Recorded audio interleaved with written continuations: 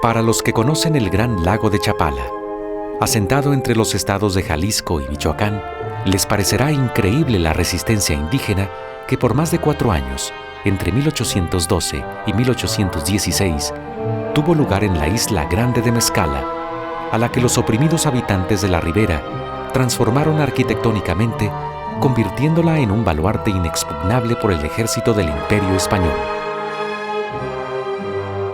El gobierno de la Nueva Galicia atacó con todos sus recursos, flota naval, armamento, logística y un ejército que llegó a sumar hasta 8,000 contingentes, sin lograr vulnerar las defensas de la isla ni la voluntad de los insurgentes fortificados.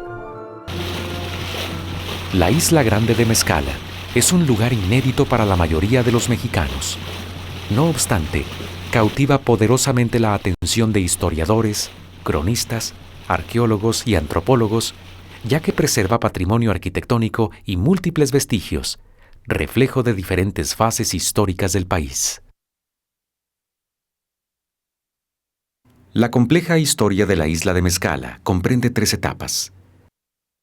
La primera, en el periodo prehispánico, con evidencias arqueológicas de diferentes culturas y tradiciones que estuvieron en contacto con la isla. La segunda, en la época colonial, con énfasis en el movimiento insurgente y las estructuras que construyeron para su supervivencia. Y por último, en el periodo en que la isla opera como presidio, con las fortalezas, celdas, hospital y otros edificios asociados a esta función. El arqueólogo Rodrigo Esparza explica los rastros más primitivos del hombre en la región. Principalmente estamos hablando de una ocupación prehistórica durante la época del Pleistoceno, que se marca más o menos hacia 10,000 años antes del presente, en la cual los hombres cazadores recolectores empezaban a hacer sus incursiones. Precisamente en la zona de aquí de Chapala hemos tenido algunas evidencias acerca de la presencia de restos paleontológicos con evidencias como son las puntas de proyectil del tipo Clovis. En la Isla Grande se encontraron unas puntas de obsidiana con base o pedúnculo, muy pronunciado y 2 aletas. Estas puntas de proyectil datan entre 800 a.C. y 100 después de Cristo y están relacionadas con la época de tumbas de Tiro. En esta etapa, las culturas del occidente de México tenían la costumbre de hacer tumbas con una o varias cámaras subterráneas conectadas a la superficie por un túnel vertical llamado tiro. La presencia de estas puntas de proyectil y otros ornamentos de obsidiana constituyen los vestigios más antiguos del hombre prehispánico en la isla de Mezcala.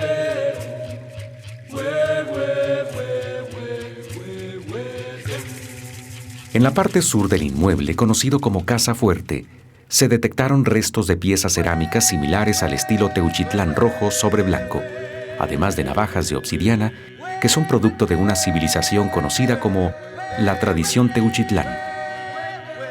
Su principal centro ceremonial, los Huachimontones, se ubican en la región Valles de Jalisco, y en este sitio podemos observar los distintivos círculos concéntricos que representan un estilo arquitectónico único en el mundo.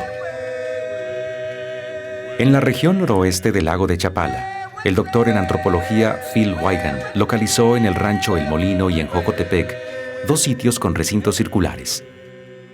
Estas evidencias señalan el contacto de esta tradición con la isla de Mezcala desde tiempos de Cristo.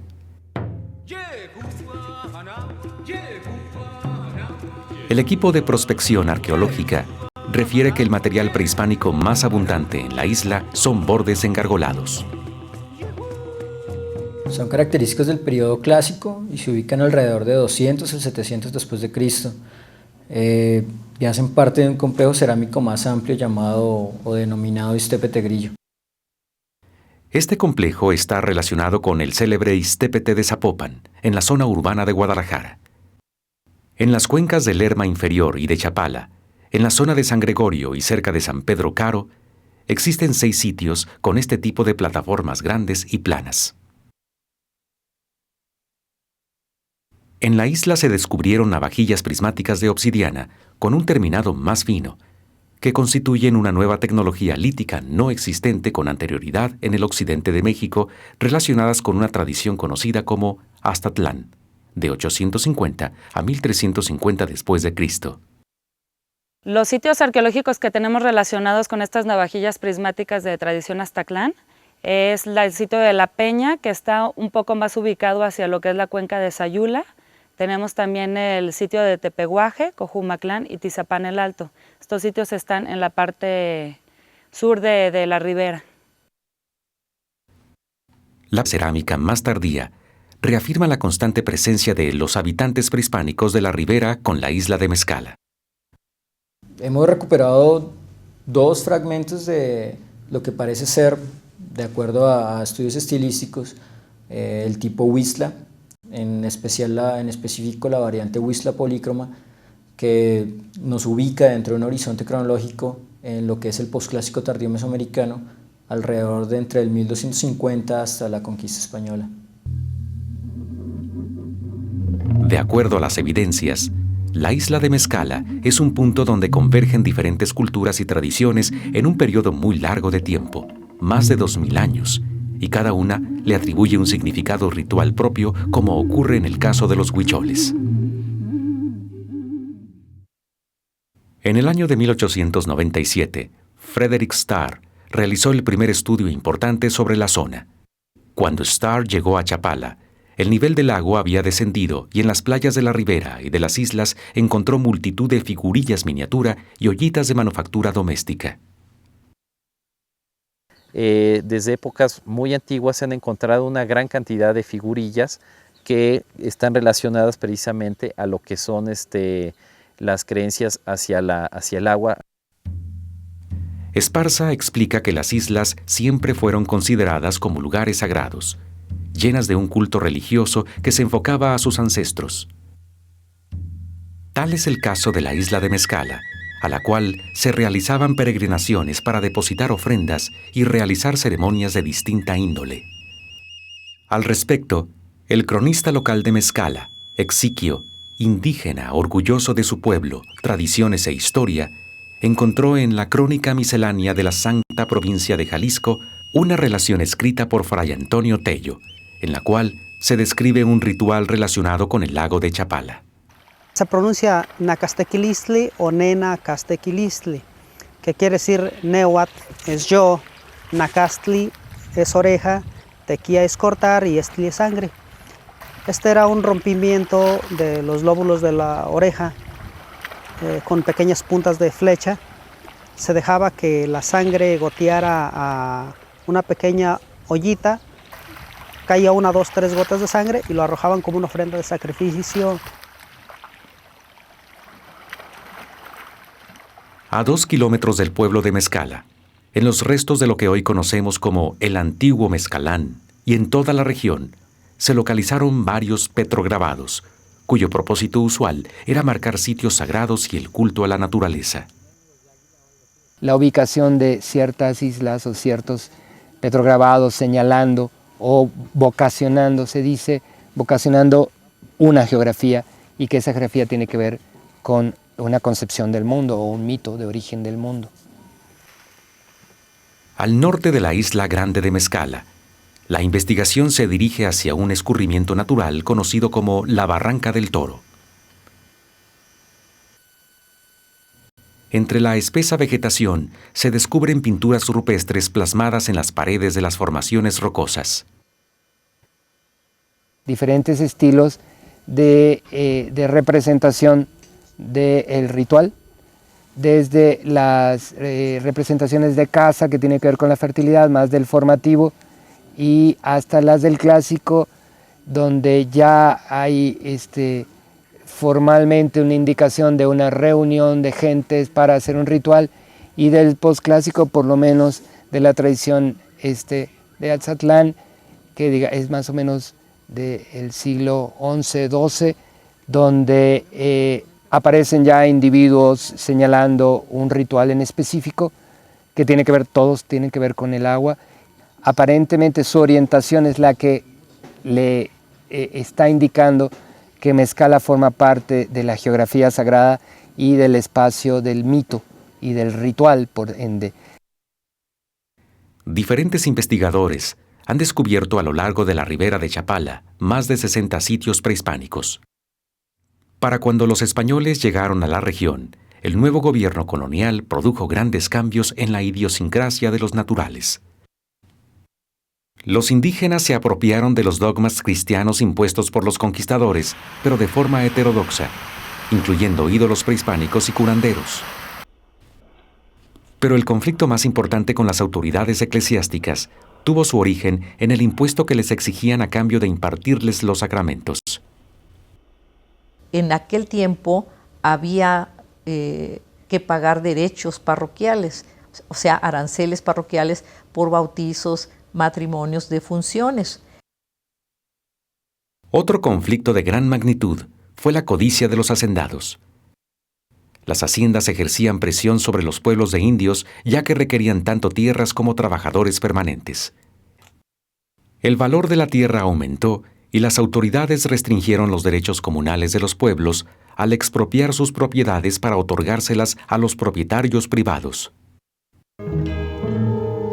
Los constantes conflictos agrarios, los abusos de las autoridades administrativas y eclesiásticas, las vejaciones de los hacendados y el pago excesivo de tributo eran terreno fértil para el levantamiento armado de los indios.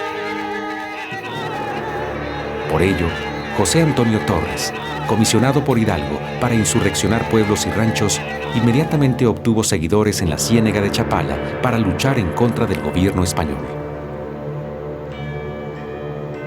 Otro de los que siguió al amo Torres fue el indígena Encarnación Rosas, hijo de un pescador y oriundo de Tlachichilco. Fue líder de un levantamiento en la Barca en noviembre de 1810 y participó en la batalla de Puente de Calderón, donde Hidalgo e Ignacio Allende fueron derrotados por el brigadier don Félix María Calleja. Con la derrota de Hidalgo, los realistas toman posesión de Guadalajara, quedando don José de la Cruz, personaje sanguinario e implacable, en el cargo de intendente con la misión de acallar los levantamientos insurgentes de toda la región. Este fue el inicio y señal de levantamiento de los pueblos ribereños.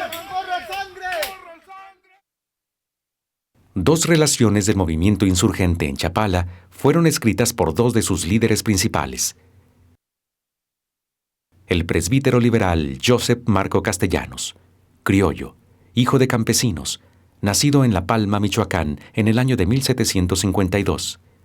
José Santana, nacido en 1780, gobernador de los indígenas de Mezcala, líder insurgente que participó en innumerables enfrentamientos contra los realistas. Castellanos recuerda que en octubre de 1812, Encarnación Rosas y su gente recibieron en Mezcala al capitán Vicente Íñiguez con una feroz lluvia de piedras, con lo que fue obligado a huir. El comandante de la Barca, José Antonio Cerratos, atacó San Pedro Itzicán, y al huir los indígenas, el ejército realista prende fuego a las casas. Ante tal exceso, indignados, regresan robustecidos con la gente de José Santana y destrozan a Cerratos, quien tuvo que salir en apresurada retirada. A los 3 días de este admirable vencimiento, Rosas y Santana se dirigen a Poncitlán y deciden atacar a los realistas con toda presteza y sin más auxilios que sus hondas y palos, triunfando nuevamente. Se hicieron de armas y municiones y se retiraron al Cerro de San Miguel. José Santana recapitula que estando en la serranía recibieron información de que iban a ser atacados en combinación por distintos puntos.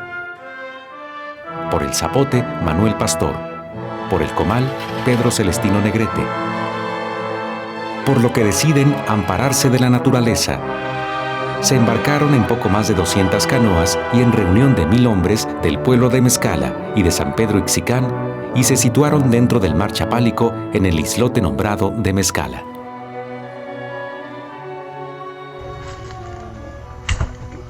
De la relación de los hechos descrita por Santana, se pueden analizar las primeras intervenciones arquitectónicas que los insurgentes realizaron en la isla con el fin de protegerse. Colocada ya esta fuerza, lo primero que cuidó fue de parapetarse con una muralla de piedra que, aunque no muy perfecta, a los 7 días cubría ya los puntos más riesgosos. Castellanos describe el primer enfrentamiento naval, en febrero de 1813, cuando el teniente coronel Ángel Linares decide atacar la isla con 7 canoas pequeñas y una grande, mismas que los indios destruyeron en un instante.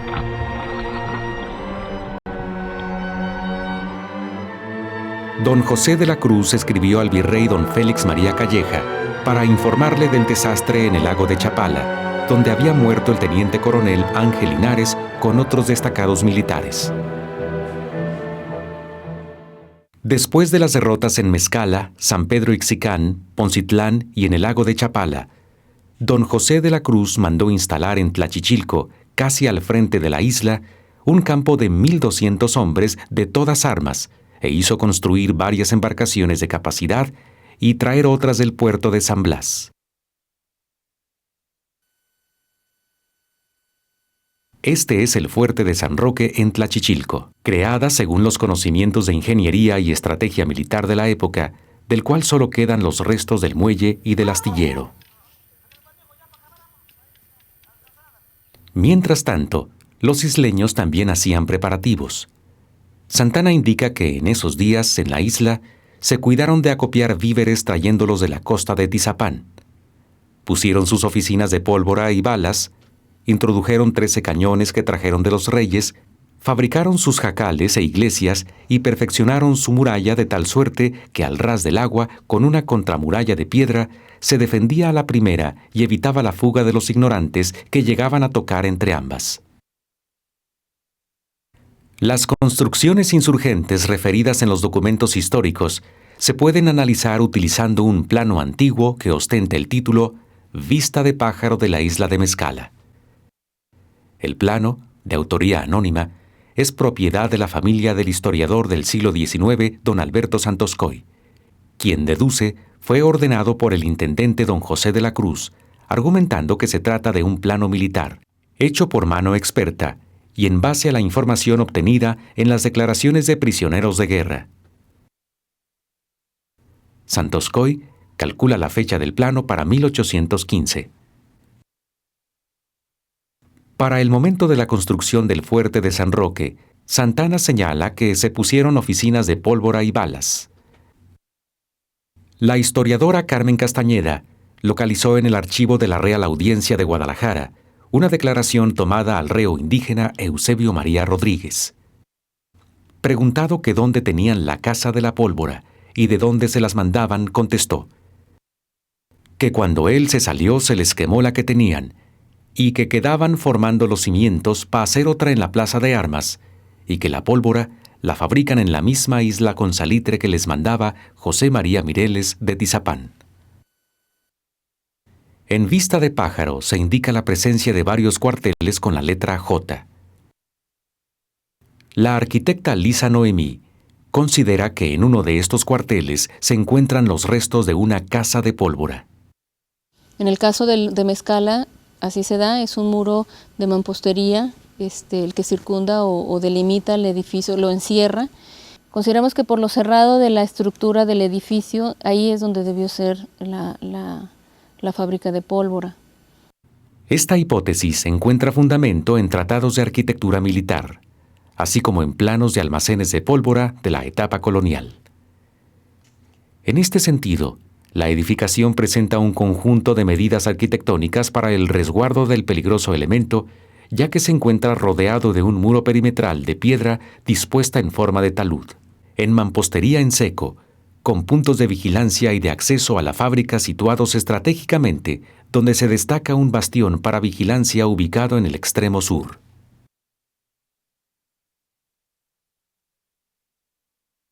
El arqueólogo militar Juan Vanegas también considera factible que este inmueble fuera de construcción insurgente. Es posible que el edificio, el que está más derruido, que tiene adobes y que tiene un cementante con materia orgánica, es muy antiguo y pudiera ser un edificio justo del siglo XIX temprano y pudiera ser sido insurgente. pero no necesariamente la Casa de la Pólvora. Santana señala en su relación que introdujeron 13 cañones que trajeron de los reyes. Vista de pájaro indica los puntos donde tienen artillería, con la consecuente ubicación de improvisados fortines para proteger los cañones que, si bien no se conservan a la fecha, sí hay muestras de balas de cañón tanto de metal como de piedra. Santana menciona además que fabricaron sus jacales, señalados con un símbolo cuadrado en vista de pájaro, que suman más de 150, ubicados estratégicamente entre las murallas. La declaración del soldado Clemente Estrada corrobora que cada casa tiene su cerca de piedra. Entonces, el sistema defensivo que planteó Castellanos, aún sin ser ingeniero militar, permitió que toda la isla estuviera poblada y es una copia de los sistemas defensivos romanos, y en la época feudal se hacía lo mismo. Todos los terrenos donde habían fortalezas se rodeaban de pequeños terrenos cercados donde vivían campesinos, de tal manera que era muy difícil tomar una fortaleza. Santana alude a la fabricación de sus iglesias. En la actualidad, hay un recinto conocido por Capilla de Mezcala, aunque existen dudas de que sea la misma que construyeron los insurgentes.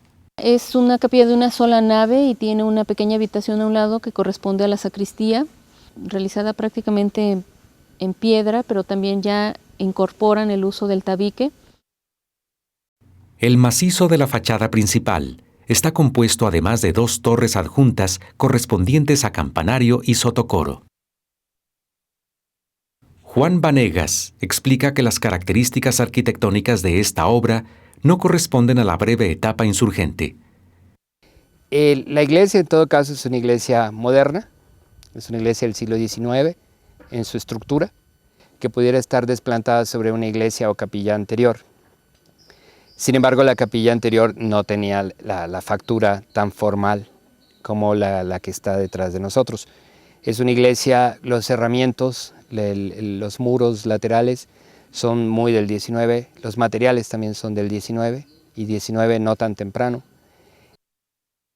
De acuerdo a este planteamiento, esta iglesia sería propiamente el espacio religioso en la época del presidio, ubicada en la plaza, enfrente del poder militar representado por la Casa Fuerte. En vista de pájaro se sitúa a la iglesia de Mezcala con la letra E, en la sección de la ensenada de Mezcala.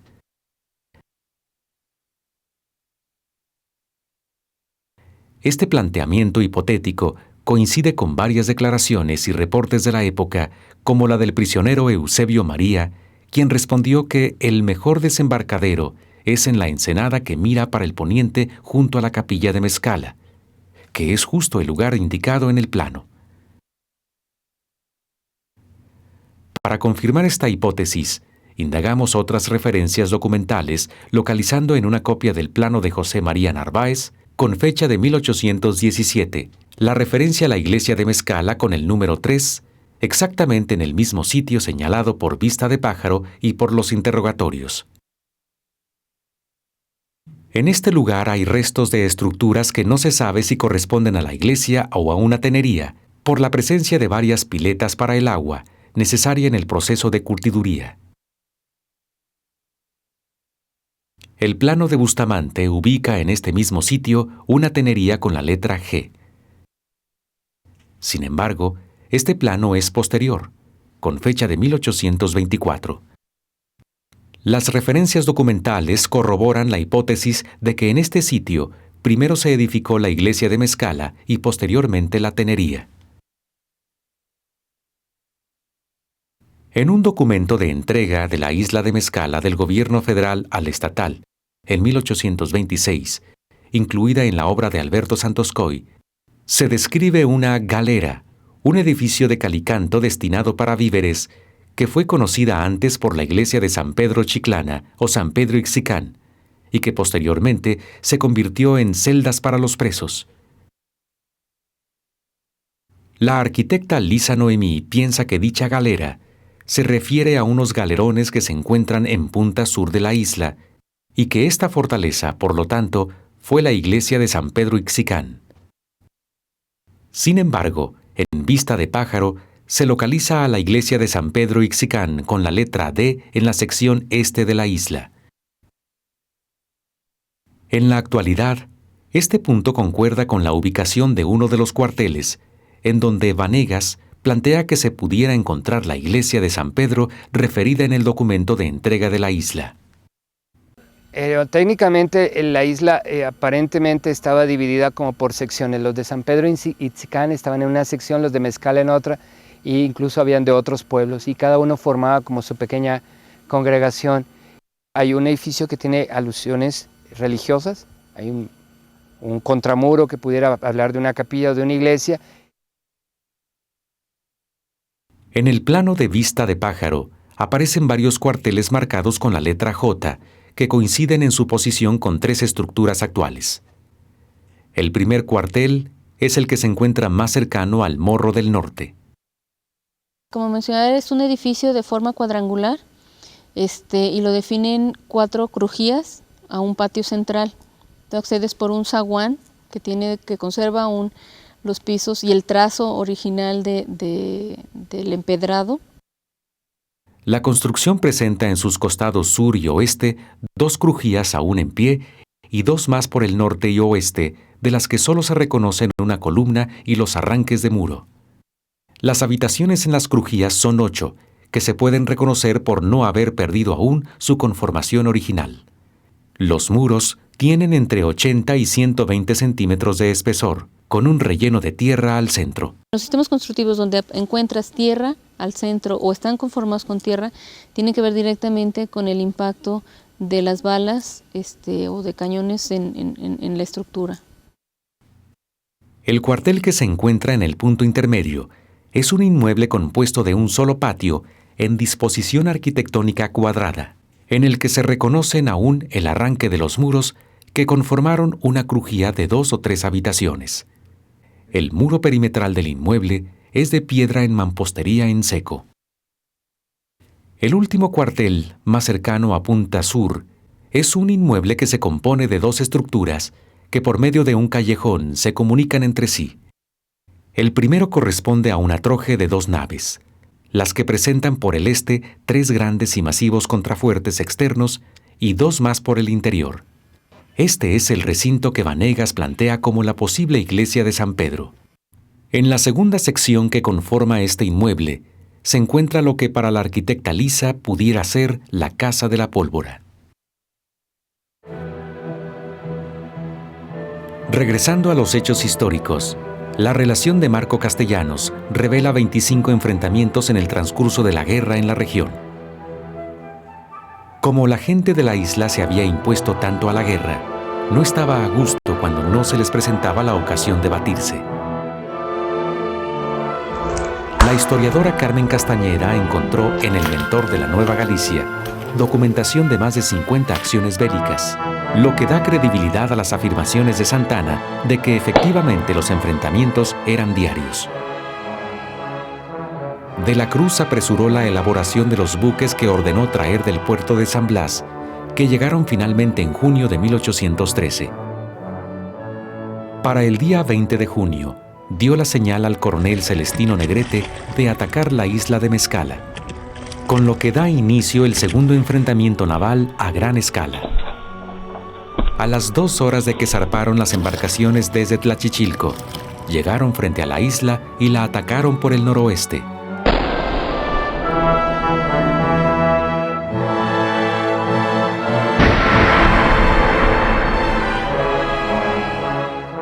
Los isleños respondieron con fuerza, obligando a los españoles a replegarse y esperar una mejor oportunidad. Una vez reiniciado el ataque, los insurgentes siguen una táctica de aparente inmovilidad y, efectuando solo algunos disparos esporádicos, esperaron a la flota realista a solo unos metros de alcanzar la orilla de la playa. Las embarcaciones fueron detenidas bruscamente al chocar con las cercas submarinas y las inclinadas estacas que se incrustaron en la base de los barcos que se empezaron a llenar de agua, al tiempo que los isleños atacaron con cañones, fusiles y una lluvia de piedras. murieron alrededor de unos 200 soldados. El capitán naval Felipe García cayó muerto. Celestino Negrete perdió 2 dedos de la mano izquierda por una pedrada fulminante.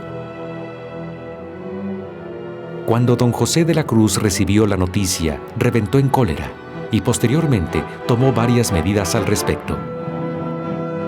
Primero, intentó evitar que la noticia se difundiera, sobre todo al virreinato, porque estaba en juego su prestigio como jefe militar y político. Segundo, y de mayor impacto para los indígenas, en un cambio de estrategia, decidieron no enfrentar directamente a la isla, implementando un bloqueo para evitar su abastecimiento de víveres. No obstante, los indígenas se las ingeniaron para burlar el bloqueo. Salían durante la noche con pocas canoas. Caían sobre el destacamento que se habían propuesto atacar. Lo destrozaban, recogían el botín y regresaban a la isla.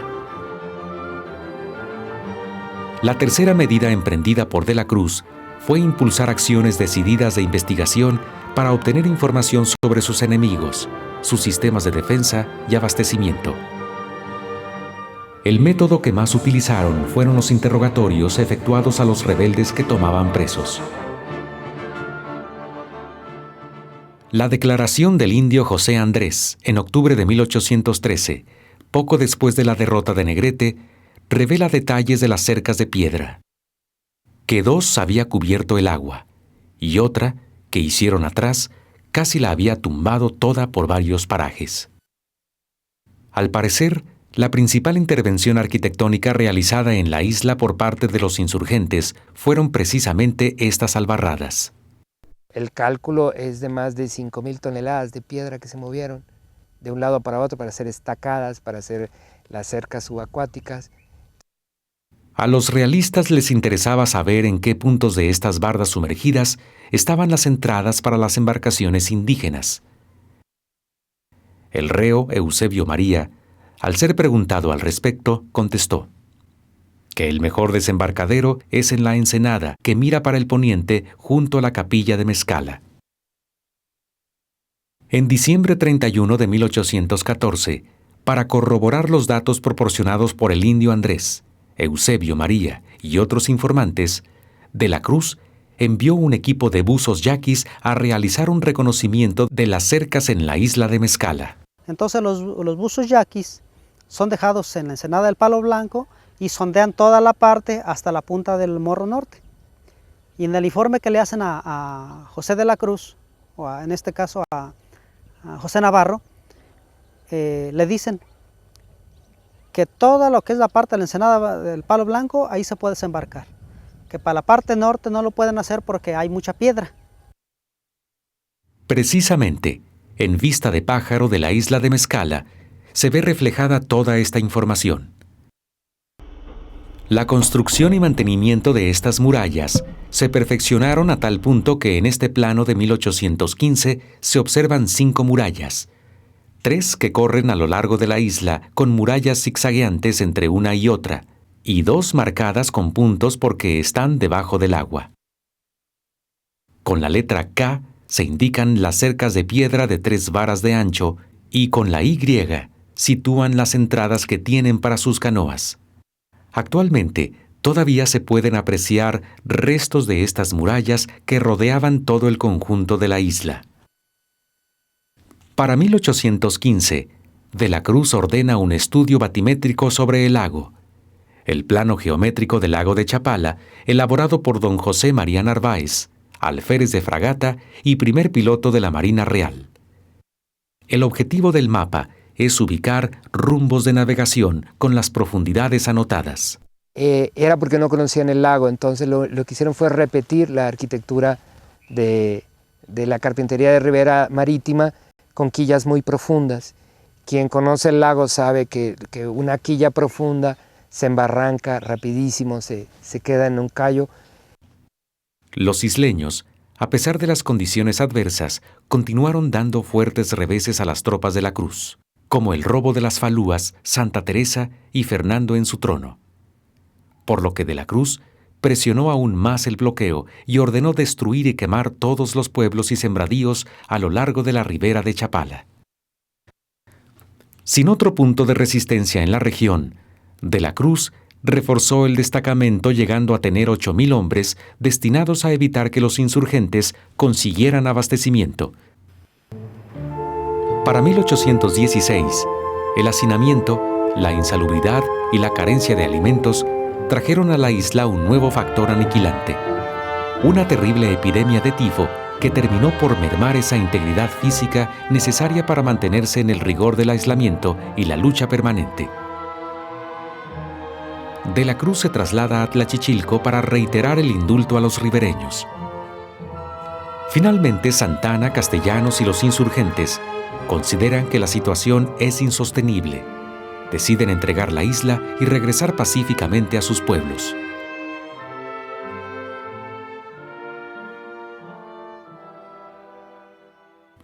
Para De la Cruz fue un gran triunfo, e incluso se le otorgó una medalla, la Victoria de Mezcala.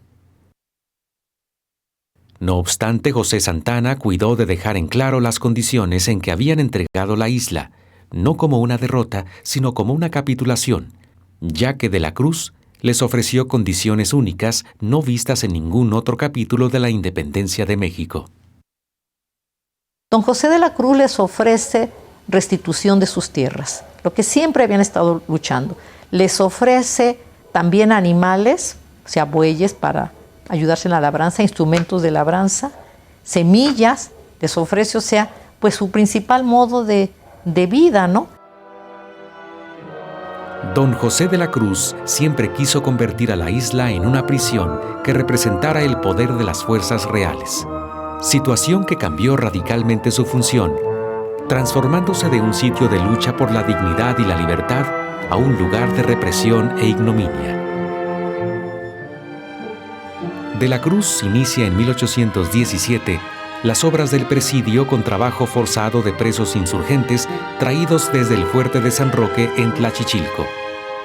Para el 29 de octubre de 1819, recibe la autorización formal del virrey Apodaca y la orden se publica en La Gaceta, donde ya formalmente es una prisión del gobierno de la Nueva Galicia.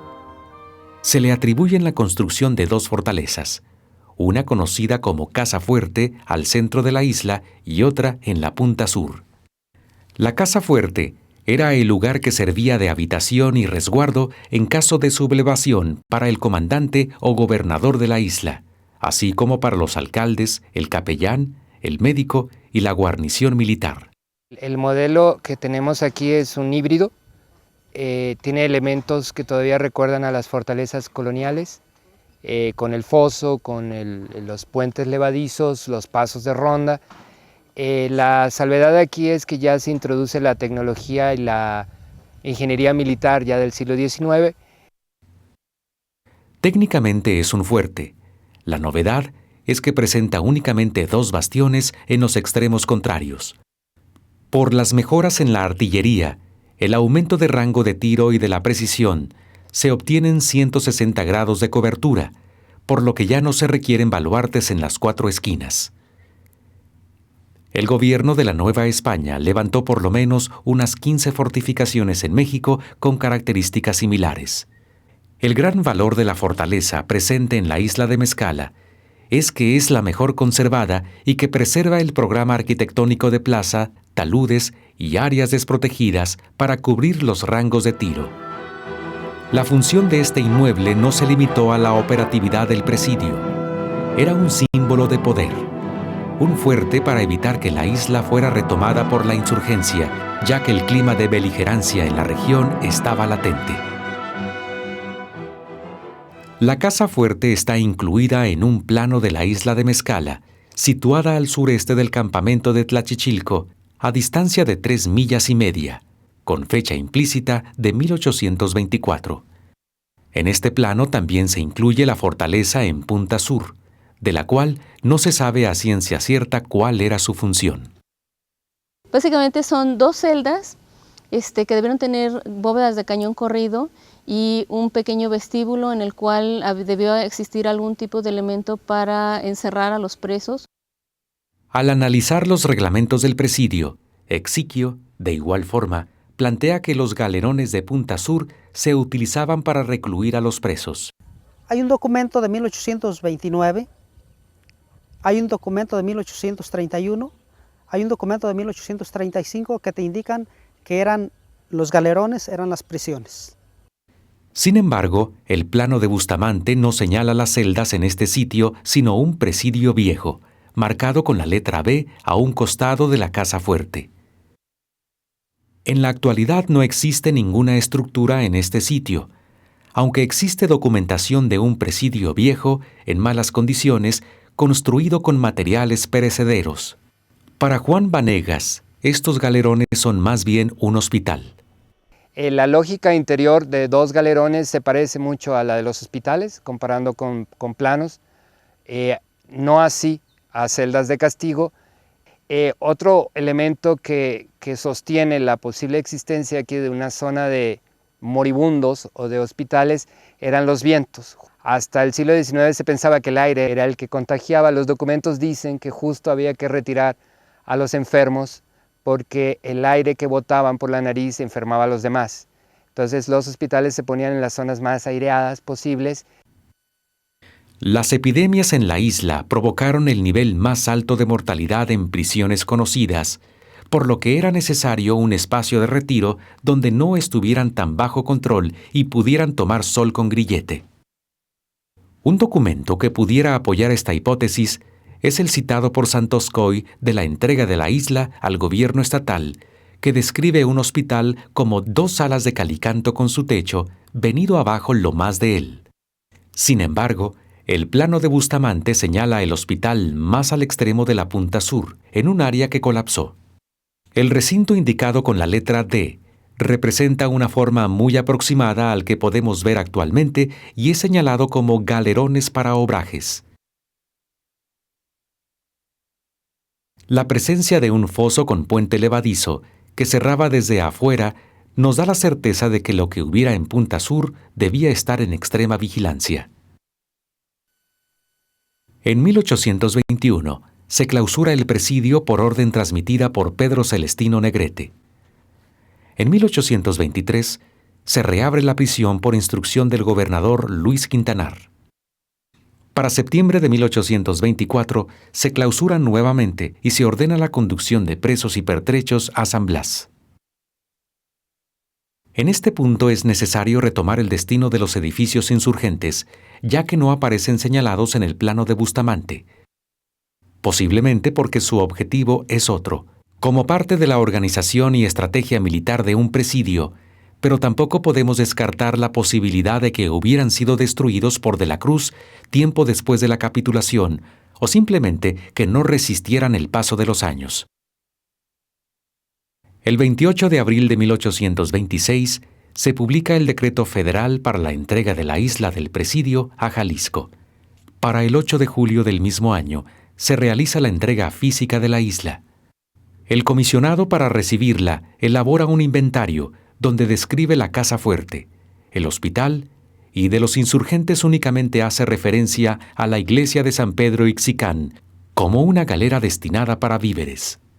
En el cuartel más cercano a Punta Sur, para el arqueólogo Juan Vanegas, existe una estructura con alusiones religiosas que considera pudiera tratarse de la iglesia de San Pedro Ixicán y, por tanto, de las celdas o presidio, recordando a Santoscoy, quien menciona que la iglesia de San Pedro fue convertida en galera para encerrar a los presidiarios. Técnicamente la guarnición estaba en la fortaleza y al costado las fuentes relatan que estaba el presidio.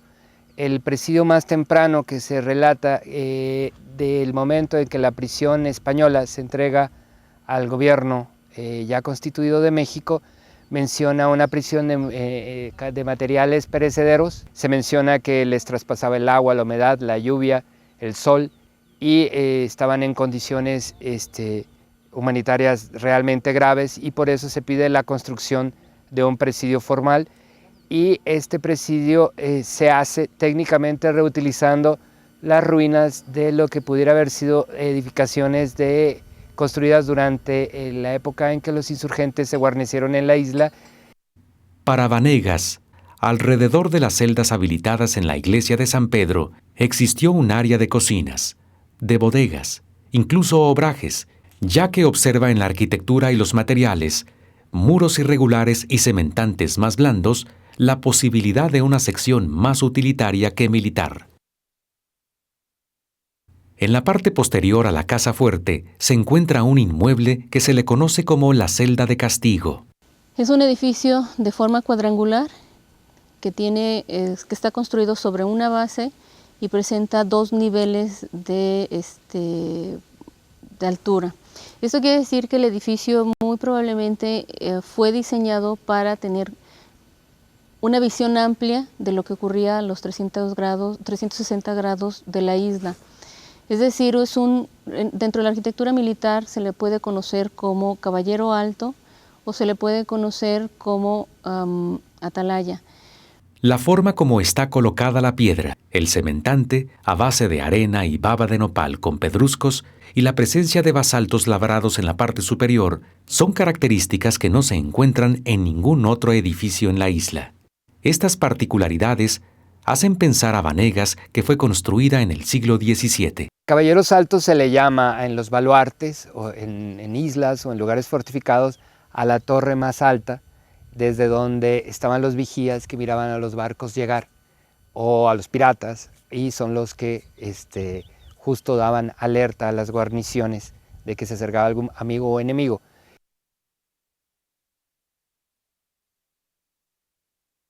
El plano de 1817 de Rafael María Calvo señala con el número 7 la presencia de un campanario que corresponde con la ubicación actual de la torre. Es muy probable que el sonido de las campanas fuera utilizado para alertar a la guarnición militar sobre el ataque de piratería y en tiempos de la insurgencia para dar aviso sobre las incursiones realistas.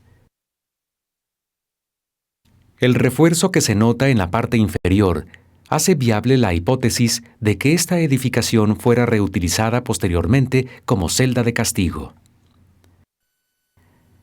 El presidio en la isla de Mezcala fue clausurado el 25 de julio de 1855. No obstante, existe evidencia arquitectónica que plantea la posibilidad de que estos espacios fueran utilizados en épocas posteriores.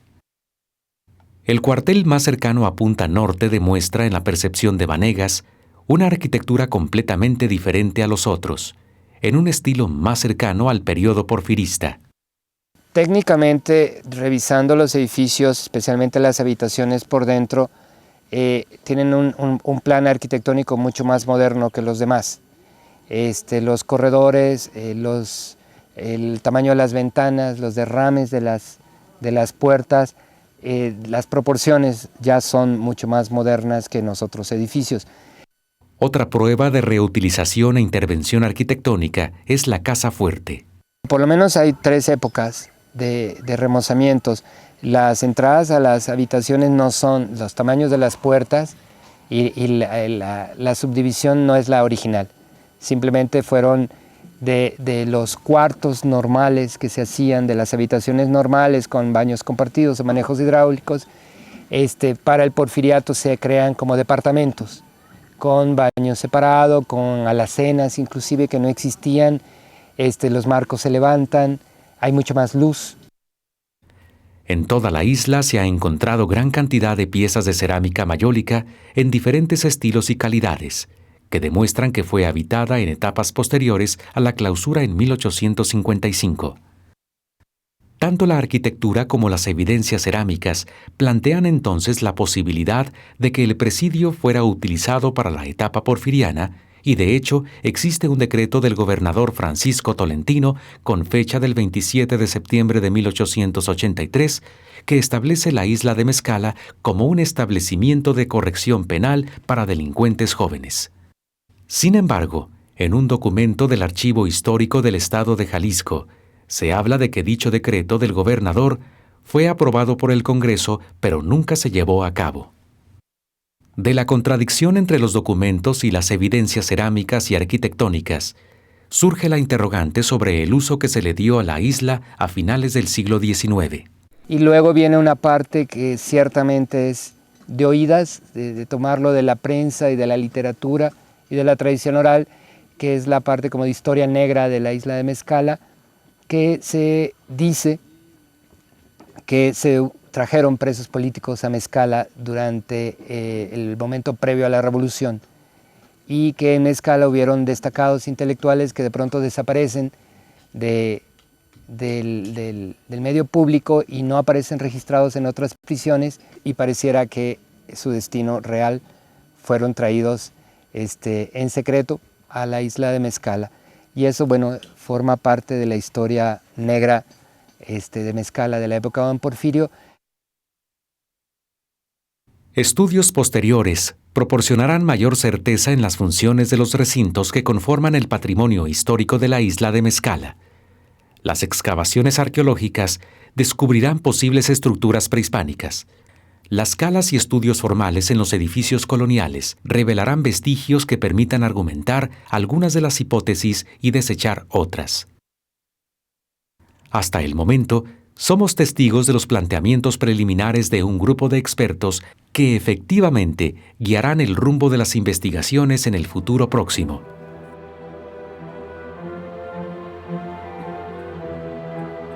La Isla Grande de Mezcala refleja en sus vestigios gran parte de las etapas históricas de México.